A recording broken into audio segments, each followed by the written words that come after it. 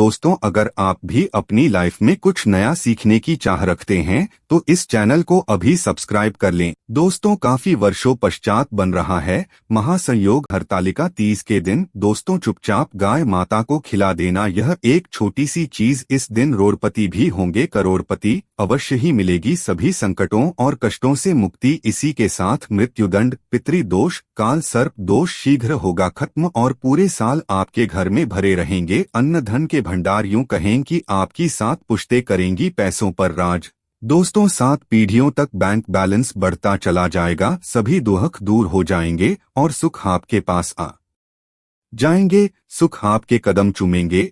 साथ ही साथ भगवान शिव माता पार्वती की सदैव आपके ऊपर कृपा बरसेगी। भगवान भोलेनाथ बहुत प्रसन्न हो जाएंगे यदि आप यह एक छोटी सी चीज चुपचाप गाय को खिला देते हैं हरतालिका तीज को। तो यकीन मानिए दोस्तों, गरीबी आपके जीवन से समाप्त हो जाएगी। जो भी जीवन के दुख, दर्द, संकट, कष्ट है, उन सभी से आपको छुटकारा मिल जाएगा।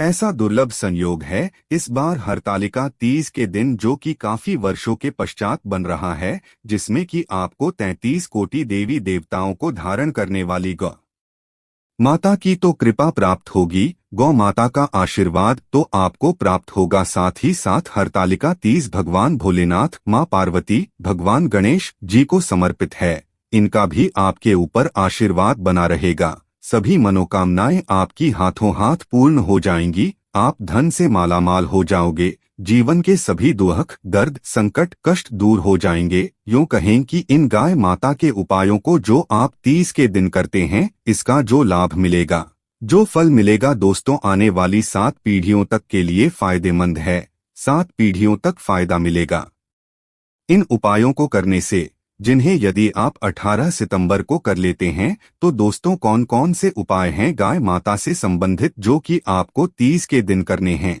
इस वीडियो के माध्यम से वही बताएंगे। बहुत महत्वपूर्ण और लाभकारी वीडियो है, बिना काटे इस पूरी वीडियो देखना यदि आप चाहते हैं। भगवान भोलेनाथ, माँ पार्वती और भगवान गणेश और 33 कोटि देवी देवताओं को धारण करने वाली गौ माता की कृपा आपको प्राप्त हो सके तो दोस्तों, पूरा वीडियो देखना, बिना काटे बिना स्क्रिप्ट किए हुए, आपको अवश्य ही लाभ मिलेगा। दोस्तों, वीडियो शुरू करें उससे पहले तो आपसे रिक्वेस्ट करते हैं कि वीडियो को लाइक कर देना। सच्चे दिल से कमेंट्स बॉक्स में जय मां पार्वती, जय शिव शंभू, जय माता पार्वती, जय श्री भगवान गणेश अवश्य लिख देना, जिससे आपकी समस्त मनोकामनाएं पूर्ण हो जाएं। और ज्यादा से ज्यादा दोस्तों, इस वीडियो को शेयर अवश्य करना ताकि और लोगों का भी भला हो सके इस वीडियो के माध्यम से और लोग भी फायदा उठा सके। सबसे पहले तो आपको बता दें कि भाद्रपद मास की शुक्ल पक्ष की तृतीया तिथि को हरतालिका तीज का व्रत रखा जाता है।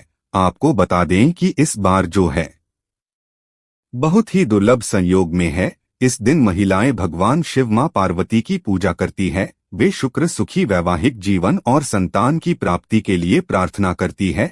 हरतालिका तीज मुख्य रूप से राजस्थान, मध्य प्रदेश, उत्तर प्रदेश, बिहार और झारखंड में मनाई जाती है। हरतालिका तीज को सबसे माना गया है। हरतालिका तीज इससे पहले हरियाली तीज और कजरी तीज मनाई जाती।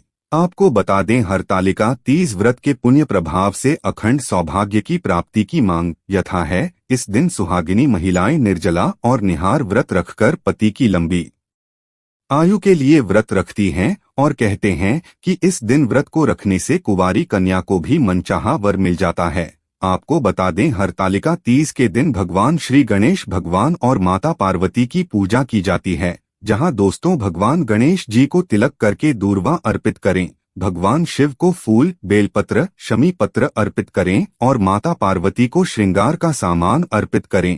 तीनों देवी देवताओं को वस्त्र अर्पित करने के पश्चात हरतालिका व्रत जो है, इसके बीच की यह व्रत कथा आपको पढ़नी चाहिए और सुने। इसके पश्चात भगवान गणेश जी की आरती करें और भगवान शिव माता पार्वती की आरती करने के पश्चात उन्हें भोग लगाएं और यथाशक्ति सामर्थ्य के अनुसार प्रसाद वितरण करें। आपकी मनोकामना हो जाएगी। और दोस्तों, साथ के साथ इस दिन यानी हरतालिका तीज के दिन जो यदि संभव हो सके तो अन्न धन वस्त्र कुछ ना कुछ दान अवश्य करें। इतनी सुंदर असमर्थ के अनुसार ऐसा करने से भगवान शिव, माता पार्वती प्रसन्न होते हैं और भगवान गणेश जी प्रसन्न होकर समस्त मनोकामना हो जाती है और व्यक्ति के जीवन में कभी भी किसी प्रकार का कोई दर्द, संकट, कष्ट नहीं रहती। तो कुछ ना कुछ दान अवश्य करें, कुछ भी बने आपसे। और दोस्तों, अब बात करें कि गाय माता से संबंधित कौन कौन से उपाय आपको इस दिन यानी हरतालिका तीज के दिन अवश्य करनी चाहिए, जिससे भगवान गणेश, मां पार्वती और भगवान शिव की कृपा प्राप्त हो। वो माता की कृपा सदैव बनी रही। तो दोस्तों, ध्यान से सुन। दोस्तों, सनातन परंपरा में गाय माता गंगा और गायत्री का बहुत ज्यादा धार्मिक महत्व है। मान्यता है कि वो माता के शरीर पर 30 कोटि देवी देवताओं का वास होता है। गौ माता की सेवाएं, पूजा करने वाले जातक पर इन सभी देवी देवताओं की कृपा बरसती है। गौ सेवा सेना सिर्फ इस जन्म के बल्कि पूर्व जन्म के भी दोस्त दूर हो जाते हैं। प्रत्येक सुबह जब आपके घर में बहुजन बनना प्रारंभ हो तो सबसे पहले बनाई गई रोटी को आप गौ माता के नाम से निकाल दें और भोजन करने से पूर्व गौ माता को इस रोटी को खिलाएं। यदि संभव हो तो काली गाय माता को खिलाइए। यदि काली गाय माता ना मिले तो सफेद गाय माता को भी आप ला सकते हैं।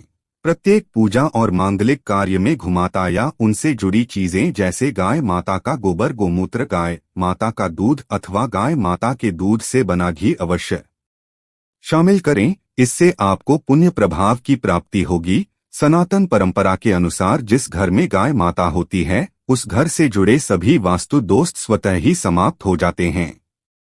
किसी भी पूजा में गाय माता से प्राप्त पंचगव्य युक्त पदार्थ का उपयोग अवश्य शामिल करें, क्योंकि पंचगव्य के बिना कोई भी पूजा पाठ और हवन सफल नहीं होता। तो वो कृपा पाने के लिए प्रतिदिन, सप्ताह अथवा महीने में परिवार सहित एक बार गौशाला जाने का नियम अवश्य बनाएं और वहां गायों को हरा चारा अवश्य खिलाएं। इससे आपको शुभ फलों की प्राप्ति होगी और साथ ही साथ गौ सेवा और गौ पूजा से 9 ग्रह समाप्त हो जाते हैं और इनसे जुड़े 200 का निदान हो जाता है। गर्मियों में घुमातों को पानी और सर्दी में गौ माता को गुड़ अवश्य खिलाएं। ये ध्यान रखें कि गर्मियों में गाय माता को गुड़ न खिलाएं। अनेक देवी देवताओं को अपने शरीर पर धारण करने वाली गौ माता से जुड़े कई शुभ और अशुभ संकेत भी होते हैं। मसलन, गाय माता का दूध धोते समय यदि गाय माता ठोकर मार दे और सारा दूध बिखर जाए तो अपशगुन होता है। यदि कोई यात्रा पर निकल रहा हो और गाय माता अपने बछड़े को दूध पिलाती सामने आ जाए तो निश्चित रूप से जी यात्रा के लिए आप निकले हैं, वह यात्रा आपके लिए अवश्य सफल होगी और वह काम जिसके लिए आप निकले हैं वे अवश्य ही वो होगा। यात्रा पर जाते समय बाईं ओर गाय माता की आवाज आना और रात्रि में गाय माता की हुंकार करना भी शुरू होता है। दोस्तों, के साथ ही साथ गाय माता के साथ आप भूलकर भी ये काम ना करें, अन्यथा मिलता है घोर नर्क और जीवन भर की परेशानियां। जब दोस्तों गाय माता को रास्ते पशु बनाए जाने और इन्हें मौलिक अधिकार दिए जाने की बात हो रही है तो सवाल उठता है कि गाय माता जब भारतीय संस्कृति का एक हिस्सा है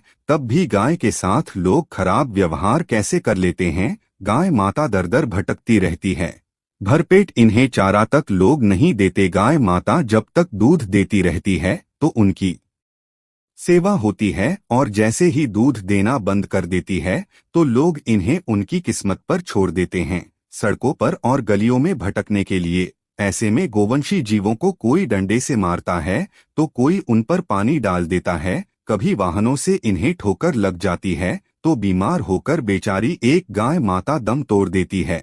ऐसे में जरूरत है इन बातों को जानने की कि गाय माता को लेकर शास्त्रों में क्या कहा गया है, गाय माता के साथ आपको कैसा व्यवहार करना चाहिए। या दोस्तों, गाय माता को कभी भी मारना पीटना नहीं चाहिए। शास्त्रों में गाय माता को माता का दर्जा दिया गया है। गाय माता को मारने पीटने वाला माता को मारने पीटने वाले के समान आपका भागी माना जाता है। ऐसे घरों को नरक लोक में वर्षों तक भोगना पड़ता है, अगले जन्म पशु योनि में मिलता है। कथा है कि गौतम मुनि ने गलती से गाय माता को डंडा मार दिया था, जिससे गाय माता की मृत्यु हो गई थी और इस पाप से मुक्ति के लिए इन्हें वर्षों तक तपस्या करनी पड़ी। भगवान श्री कृष्ण जी ने भी स्वरूप में आए वृतासुर का वध कर दिया था, जिससे मुक्ति के लिए श्री कृष्ण को संपूर्ण तीर्थों को एक कुंड में बुलाना पड़ा और इस कुंड में स्नान से वह पाप मुक्त हो गई थी। या दोस्त उषा के साथ जो पानी पी रही गाय माता को भगाते हैं, वे घोर पापी के भागी बनकर नर्क भोगते हैं, ऐसा पुराण में बताया गया है। जबकि दो लोग गाय माता के लिए प्याऊ और चारा बनवाते हैं, वह माँ भाग्यवान होते हैं। ऐसे लोग घोर पाप से मुक्त होकर स्वर्ग आ जाते हैं और बड़े ही धनवान कुल में जन्म लेकर सुख भोगते हैं। और साथ ही साथ आराम कर रही गाय माता को कष्ट देकर कभी भी उठाना नहीं चाहिए। कहते हैं कि जिस स्थान पर गाय माता वे है, वहां से नकारात्मक ऊर्जा समाप्त हो जाती है। गाय माता के बैठने की जगह हो जो लोग नियमित साफ रखते हैं, वे पूर्व जन्म में किए गए जाने अनजाने में बापू से मुक्ति हो जाते हैं और गोलोक में स्थान पाते हैं। गाय माता को डंडा मारकर उठाना, पानी डालकर उठाने से मनुष्य पाप का भागी बनता है और अगले जन्म में उसे दर दर भटकना पड़ता है। और साथ ही साथ शास्त्रों में बताया गया है कि गाय माता का दूध उसके बछड़े के लिए होता है।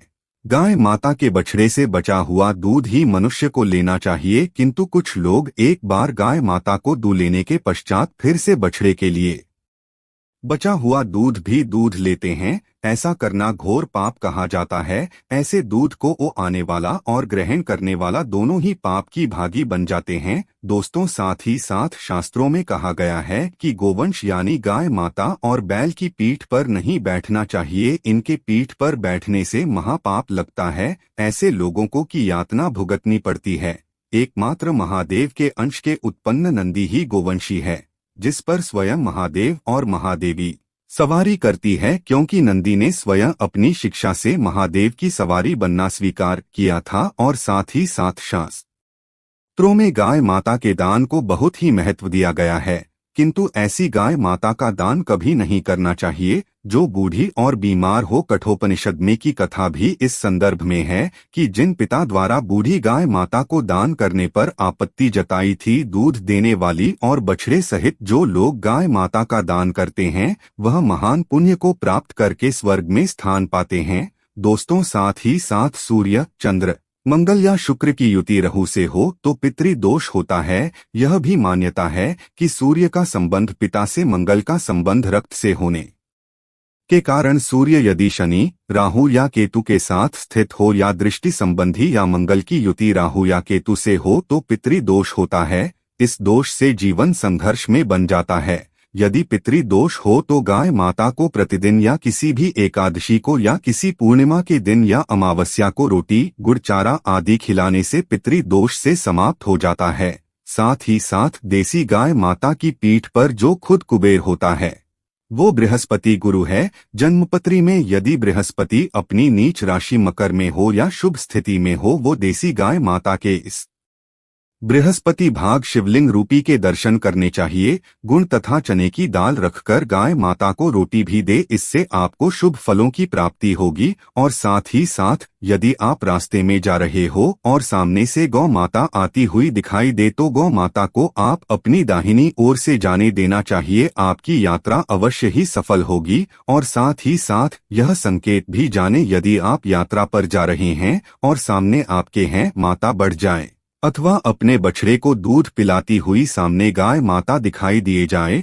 तो समझ जाना कि वह यात्रा आपके लिए अवश्य ही सफल होंगी। और साथ ही साथ जिस घर में गाय माता होती है उसमें वास्तु दोष स्वतः ही समाप्त हो जाता है। और साथ ही साथ आपको बता दें कि गाय माता को आप जो भी रोटी बनाए प्रतिदिन ताज़ी रोटी ही बनाए। गाय माता को यदि आपने रोटी बनाई है तो कोशिश करें कि उस रोटी को आप शीघ्र ही गाय माता दे दें। यदि आप उस रोटी को रख देंगे और उस रोटी को अगले दिन देंगे तो मैं रोटी बासी मानी जाएगी। गाय माता को कभी भी बासी रोटी ना दें, इससे घर में नकारात्मक ऊर्जा वास करती है और जो भी कार्य आपके बनने वाले होंगे वह कार्य भी आपके बिल्कुल भी नहीं बनेंगे। इससे आपके घर में सदैव दर्द ऊर्जा का वास रहेगा और आप जिस भी कार्य को करेंगे उस कार्य में आपको सदैव असफलता ही हाथ लगेगी। इसलिए कोशिश करें गाय माता रोजाना ताजी रोटी बनाकर खिलाएं और रोटी को बिल्कुल ना रखें। बासी रोटी गाय माता को ना दें और साथ ही साथ सड़ीली चीजें गाय माता को नहीं खिलानी चाहिए। कि घर में कोई फल है, कोई सब्जी है, सो जाए तो लोग क्या करते हैं, गाय माता को खिला देते हैं। नहीं, ऐसा नहीं करना चाहिए। ऐसा करने से यदि आप गाय माता को खिलाते हैं तो और आप पाप की भागी बन जाते हैं। आप बिल्कुल भी सड़ीली चीजें गाय माता को ना खिलाएं और साथ ही साथ आप आटे की 11 लोइयां बनाकर उनके ऊपर हल्दी लगाएं। इसके पश्चात आप उन 11 को एक एक करके गाय माता को खिलाइए। प्रत्येक लोई को खिलाते समय गाय माता के सिन्हों पर आप हाथ फेरेंगे, पीठ पर हाथ पे नहीं मस्तक पर हाथ फेरेंगे।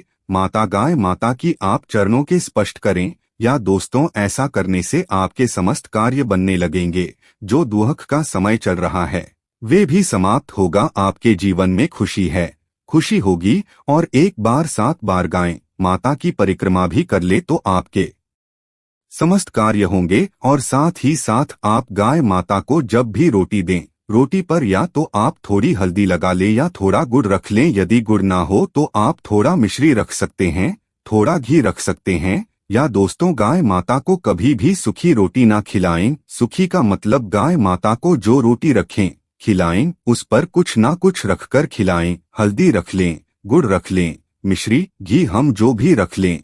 खाली रोटी नहीं खिलानी है, ध्यान रखें इस बात का। तब ही आपको सभी फलों की प्राप्ति होगी। आशा है कि आज की इस प्रस्तुति में बताई गई जानकारी आपको अच्छे से समझ आ गई होगी। वीडियो अच्छा लगा हो तो एक लाइक अवश्य कर दें। धन्यवाद वीडियो के अंत तक बने रहने के लिए।